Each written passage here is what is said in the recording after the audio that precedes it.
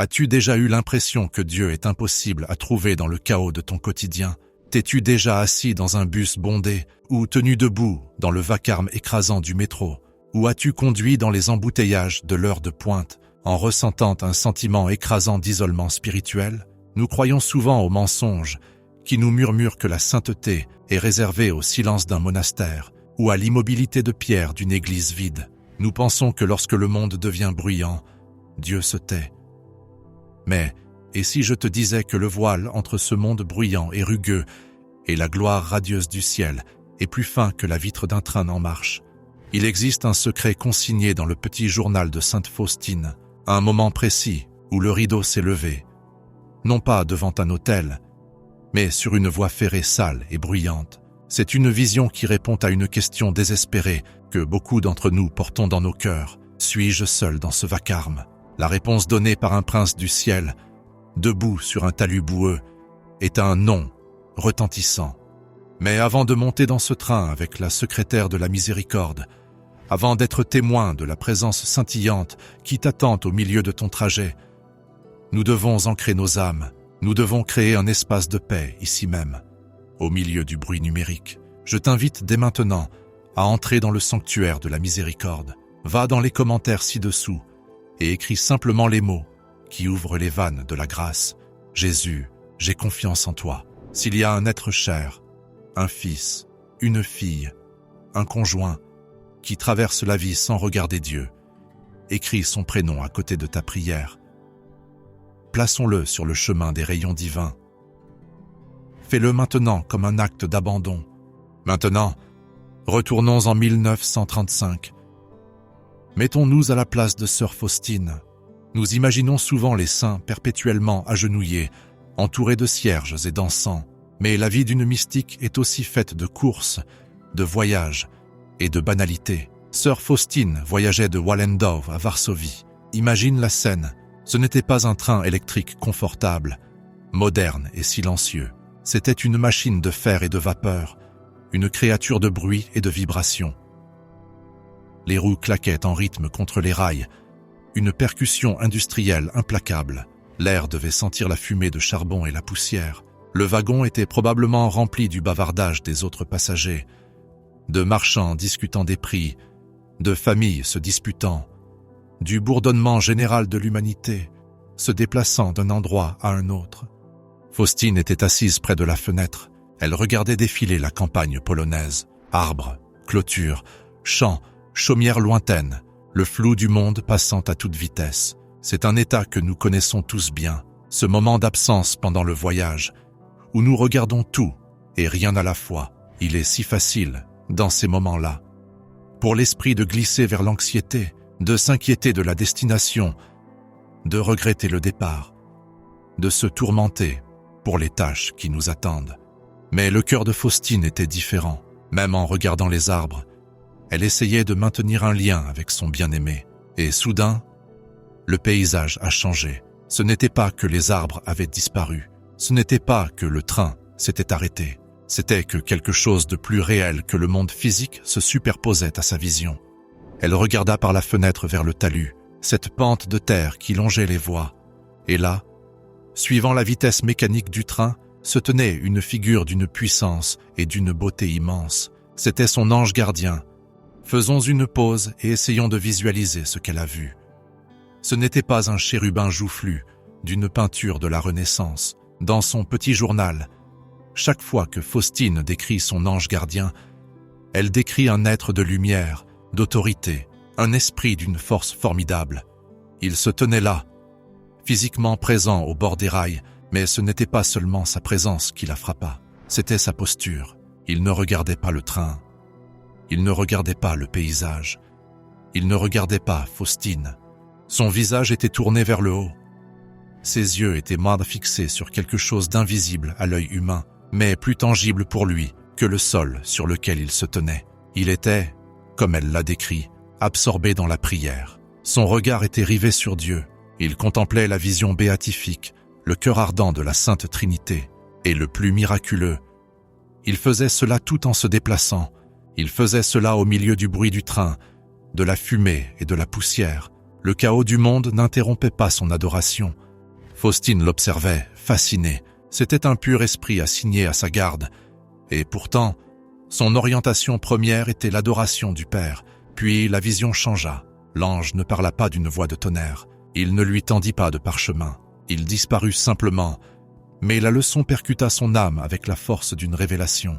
Elle comprit immédiatement pourquoi il s'était montré de cette manière précise. Il l'enseignait. Il lui donnait un ordre, sans prononcer un mot. Le message était clair. « Faustine, regarde-moi. Vois comment le bruit de ce train ne détourne pas mon regard de la face de Dieu. Tu dois faire de même. » écrivit la sainte dans son petit journal. Il regardait Dieu et était absorbé dans la prière. Après un moment, il a disparu. Mais la compréhension de la manière dont on doit se comporter dans les lieux publics est restée dans mon âme. C'est le premier secours pour nos cœurs distraits. Nous utilisons souvent notre environnement comme excuse pour notre manque de prière. Nous disons « Seigneur, je prierai quand je serai rentré. Je prierai quand la maison sera calme. Je ne peux pas prier ici, dans ce bureau, dans cet embouteillage, dans ce magasin bondé. » L'ange gardien sur la voie ferrée détruit cette excuse. Il révèle que l'adoration ne dépend pas de la géographie, ni de l'acoustique. C'est une orientation intérieure de l'âme. Imagine la liberté que cela t'offre. Si un ange peut contempler la face de Dieu, debout sur un talus boueux, alors tu peux contempler le visage de Jésus en faisant la queue au supermarché. Tu peux l'adorer pendant que le métro te secoue de toutes parts. L'ange lui a montré que le sanctuaire est portatif, car le sanctuaire est intérieur. Mais allons plus loin, cette vision n'était pas seulement une leçon de multitâche, c'était une leçon sur le regard de l'âme. Jésus lui-même a souvent parlé à Faustine de ce silence intérieur. Dans un autre passage, il lui a dit « Mon esprit sera la règle de ta vie. Ta vie doit se modeler sur la mienne, depuis la crèche jusqu'à ma mort sur la croix. Pénètre mes mystères, et tu découvriras l'abîme de ma miséricorde envers les créatures et mon insondable bonté. Et cela, tu le feras connaître au monde. Comment pouvons-nous pénétrer ces mystères si nos esprits sont constamment absorbés par les lumières scintillantes du monde qui défilent à la fenêtre ?» L'ange lui montrait comment faire. Il lui montrait que, tandis que le corps voyage de Wallendau à Varsovie, l'esprit doit rester fixé dans l'éternel présent. Pense aux implications pour ta propre vie. Combien d'heures par semaine passes-tu dans les transports? Combien d'heures passées à attendre des rendez-vous, à attendre que le feu passe au vert, à attendre des ascenseurs? Ce sont souvent des heures mortes, passées à scroller sur nos téléphones ou à ressasser des inquiétudes. L'ange t'invite à te réapproprier ce temps. Il te dit, ne le gaspille pas. Tourne ton regard vers le haut. Tu pourrais dire, mais je ne suis pas un mystique. Je ne peux pas voir le visage de Dieu comme un ange. C'est vrai, nous marchons par la foi et non par la vue. Mais nous possédons une chose que l'ange n'a pas, la présence du Saint-Esprit en nous par notre baptême. Et si nous sommes en état de grâce, nous sommes des tabernacles vivants.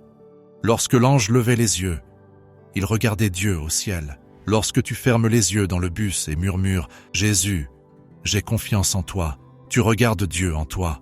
Tu portes le temple de Jérusalem lui-même dans ta poitrine. La relation de Sainte Faustine avec son ange gardien était vive et constante. Et examiner leurs autres interactions nous aide à saisir la portée de cette vision du train. Ce n'était pas une hallucination passagère. C'était un partenariat. Une fois, alors que Faustine se rendait à la porte du couvent, elle vit ce même ange l'accompagner. Mais à cette occasion, elle remarqua quelque chose de terrifiant. Elle vit des démons qui l'attendaient, mais grâce à la présence rayonnante de son gardien, ils ne purent la toucher. Ils n'osèrent même pas la regarder. Pourquoi est-ce pertinent pour le trajet en train? Parce que cela nous rappelle que le monde est un champ de bataille. Lorsque nous voyageons, lorsque nous quittons la sécurité de nos foyers, nous entrons dans un combat spirituel. Le bruit, les publicités, les conversations colériques, la musique profane, ce ne sont pas de simples désagréments, ce sont des tentatives de l'ennemi pour disperser nos sens, pour fragmenter notre attention, pour nous faire oublier à qui nous appartenons. L'ange près du train était absorbé dans la prière. Pourquoi? Parce que la prière était le bouclier, l'adoration et l'armure. En gardant les yeux fixés sur Dieu, l'ange était invincible face au chaos qui l'entourait. Il enseignait à Faustine que si elle voulait être en sécurité dans les lieux publics de ce monde, elle devait maintenir cette même connexion. Si tu romps ce lien, si tu laisses le monde t'envahir sans filtre, tu deviens vulnérable, tu deviens anxieux, tu t'énerves contre l'inconnu qui te bouscule, tu en veux au retard. Mais si tu maintiens ce regard, si tu imites l'ange, le monde perd le pouvoir de troubler ta paix. Écoutons à nouveau la voix de Jésus, telle qu'elle est consignée dans le petit journal, concernant ce besoin de recueillement intérieur. Il lui a dit un jour, « Je désire que ton cœur soit la demeure de ma miséricorde. Je désire que cette miséricorde se répande sur le monde entier à travers ton cœur. Que personne ne t'approche sans repartir avec cette confiance en ma miséricorde que je désire si ardemment pour les âmes. Remarque l'ordre des choses. D'abord, le cœur doit être une demeure, c'est-à-dire un lieu où il habite en permanence, un lieu de stabilité. C'est seulement alors que la miséricorde peut se répandre. Si Faustine s'était assise dans ce train en râlant contre la chaleur, distraite par les bavardages des passagers, anxieuse de son emploi du temps, son cœur n'aurait pas été une demeure, il aurait été une place de marché. L'ange sur le talus lui montrait comment garder son cœur comme un sanctuaire, même lorsque le corps est au marché. Alors, comment faire? Comment nous, apôtres de la miséricorde au XXIe siècle, pouvons-nous appliquer cette vision à nos vies dès maintenant? Nous devons pratiquer le regard spirituel. L'ange n'a pas eu besoin de s'agenouiller sur les rails. Il n'a pas eu besoin d'allumer un cierge. Il a simplement regardé. Demain, en quittant ta maison, tente cette expérience. En franchissant la porte, salue ton ange gardien. Tu n'as pas besoin de le voir pour savoir qu'il est là. L'Église t'assure de sa présence. Imagine-le marchant à tes côtés ou assis sur le siège passager. Puis décide consciemment de l'imiter. Quand la circulation s'arrête, au lieu de saisir ton téléphone, lance un regard d'amour vers Jésus dans ton cœur. Dis, « Seigneur, je suis là. Tu es là. Je t'aime. » Quand le train a du retard, au lieu de laisser la frustration monter, regarde les gens autour de toi. Prends conscience que chacun d'eux a un ange gardien à ses côtés, qui tente peut-être aussi d'attirer leur attention. Dans le silence secret de ton cœur, prie pour ces inconnus. Jésus, prends pitié de cet homme près de moi. Je ne connais pas son fardeau, mais toi, tu le connais. C'est ainsi que nous transformons un trajet en pèlerinage. C'est ainsi que nous transformons un wagon de métro en chapelle. Il y a une autre dimension à cette vision qui apporte un immense réconfort. L'ange était à l'extérieur du train. Il était sur le talus. Il parcourait le terrain que le train traversait. Cela signifie que la protection de Dieu nous entoure. Nous sommes souvent à l'intérieur du navire de nos circonstances, piégés dans un travail que nous n'aimons pas, enfermés dans un corps qui vieillit, bloqués dans une situation familiale difficile. Nous nous sentons prisonniers comme le passager d'un train qui ne peut descendre avant l'arrêt. Mais l'ange est à l'extérieur, il n'est pas lié par les rails. Il se déplace avec une liberté et une puissance supérieure à la mécanique de nos épreuves. Il veille sur le voyage. Faustine l'a vu contempler Dieu. C'est la clé de sa puissance. Il puise sa force à la source. Si tu veux la force d'affronter ton patron difficile, ton enfant rebelle ou tes soucis financiers, ne regarde pas le problème. Regarde la source. Jésus a dit à Faustine, « Ma fille, plonge ton regard dans mon cœur miséricordieux et reflète sa compassion dans ton propre cœur et dans tes actes, afin que toi, qui proclame ma miséricorde au monde, en sois toi-même embrasé. Contemple mon cœur, telle est la consigne. Imagine si tu cessais de regarder le désastre des nouvelles du monde, ne serait-ce qu'un jour, pour ne regarder que le cœur de Jésus. Imagine la paix qui inonderait ton âme. Il existe dans le monde moderne un terrible danger spirituel appelé la dissipation. C'est l'éparpillement de l'âme. Nous sommes fragmentés. Une partie de nous est sur les réseaux sociaux. Une autre s'inquiète des factures, une autre ressasse une dispute vieille de 10 ans. Nous sommes partout, et donc nous ne sommes nulle part.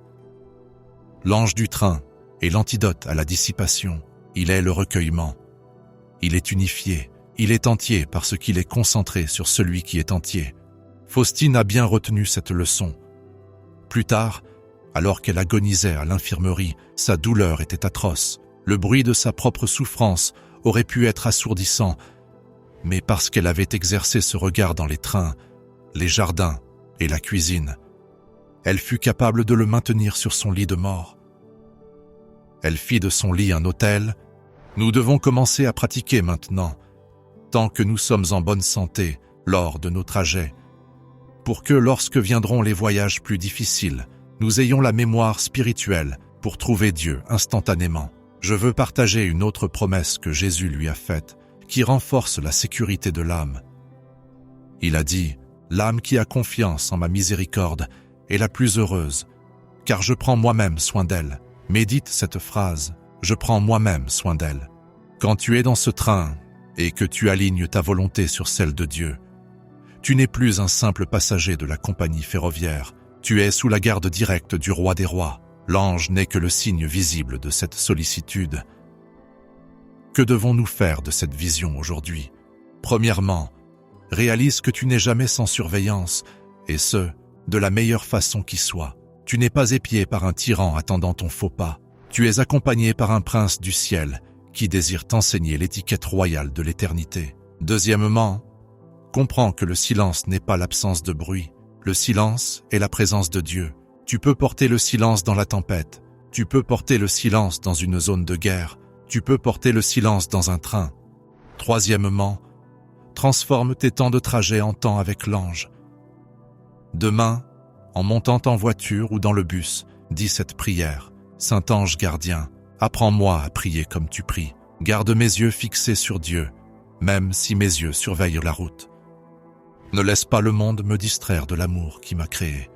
La vie de Sainte Faustine était remplie de ces irruptions de grâce. Elle vit l'enfant Jésus en coupant du pain. Elle vit des rayons de miséricorde sur sa ville en regardant par la fenêtre. Elle vit son ange dans un train. Ce n'étaient pas des hasards. C'étaient des preuves que Dieu est partout, attendant d'être trouvé. Nous pensons souvent que si nous pouvions simplement voir un miracle, nous croirions. Si nous pouvions voir notre ange une seule fois, nous ne pécherions plus jamais. Mais Jésus dit, « Heureux ceux qui croient sans avoir vu. » Tu as le témoignage de la Sainte. Elle l'a vu pour toi, elle l'a consigné pour toi. Elle est le témoin revenu des confins du mystère pour te dire que c'est réel. Ils sont là. Tu es aimé. Ne laisse pas le bruit de ce monde te voler ton héritage. Ne laisse pas la routine des transports user ton âme. Lève la tête, regarde au-delà du paysage, au-delà des problèmes. Fixe ton regard sur la réalité invisible de l'amour de Dieu. Si ton esprit vagabonde, si tu sens que le monde est trop bruyant et ta foi trop petite, trouve du réconfort en ceci. L'ange prie pour toi-même quand tu ne peux pas prier pour toi-même. Son regard compense ton aveuglement, sa ferveur compense ta froideur. Demande-lui de te prêter son adoration. Saint-Ange gardien, peux-tu dire « Je suis trop fatigué pour prier, je suis trop distrait ». Offre ton regard à Dieu pour moi maintenant. Et il le fera. Pour clore cette réflexion, je veux que tu t'imagines dans ce train, avec Faustine. Écoute les roues, ressens le balancement du wagon. Maintenant, regarde par la fenêtre. Vois la silhouette de lumière qui te suit à la trace. Il est là pour te rappeler que ta destination n'est pas seulement une ville sur une carte. Ta destination est le cœur du Père. Chaque voyage que nous faisons sur terre n'est qu'un symbole du grand voyage de nos âmes vers l'éternité. Voyageons bien, voyageons les yeux ouverts sur le divin et rappelons-nous les paroles de notre Seigneur qui attend au bout du chemin et qui est avec nous dans le wagon. Je suis l'amour et la miséricorde même. Il n'y a pas de misère qui puisse se mesurer à ma miséricorde. Aie confiance en lui, aie confiance en ses protecteurs et trouve la paix dans le bruit. Au nom du Père et du Fils et du Saint-Esprit. Amen.